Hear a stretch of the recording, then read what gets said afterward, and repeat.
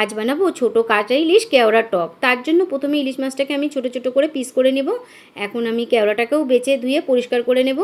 এখন সমস্ত কিছু গুছিয়ে নিয়েছি। এখন গ্যাসের ওভেনটা ধরিয়ে বাটিতে পরিমাণ মতো জল দিয়ে কেওড়াটাকে দিয়ে দেবো। এখন পরিমাণ মতো একটু নুন দেবো, দিয়ে ফুটিয়ে নিয়েছি। এখন সেদ্ধ হয়ে গেছে, এতে বেশি সেদ্ধ করলে কেওড়াটা তেতো হয়ে যাবে, নামিয়ে নেব, ঠান্ডা হতে দেবো। এদিকে কড়াই বসিয়ে তাতে সরষের তেল গরম বসিয়ে দিলাম। এদিকে নুন হলুদ মাখানো মাছটাকে একে একে তেলে আমি ছেড়ে দেবো, দিয়ে হালকা করে এপিট ওপিট করে ভেজে তুলে নেব। এবারে কেওড়াটাকে আমি হাত দিয়ে ভালো করে একটু চেপে নিয়েছি, নিয়ে এখন ছাঁকনি দিয়ে ছেঁকে আমি জলটা বার করে নেব।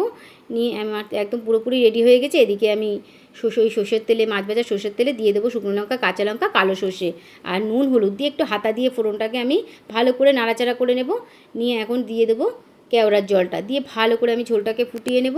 এখন ফুটে গেছে, এখন সামান্য পরিমাণে চিনি দিয়ে মাছগুলি ছেড়ে দেবো, দিয়ে আরও একটু বেশি করে ফুটিয়ে নেব। বেশ করে ফোটানো হয়ে গিয়েছে, এখন আমি নামিয়ে নেব। নিলেই আমার পুরো একদম ইলিশ কেওড়ার টকটা পুরোপুরি তৈরি। এখন ভাতে তুলে নেব টেস্টের জন্য। এখন এইটা আমি মেখে মুখে দিতেই টেস্টে ফাটাফাটি।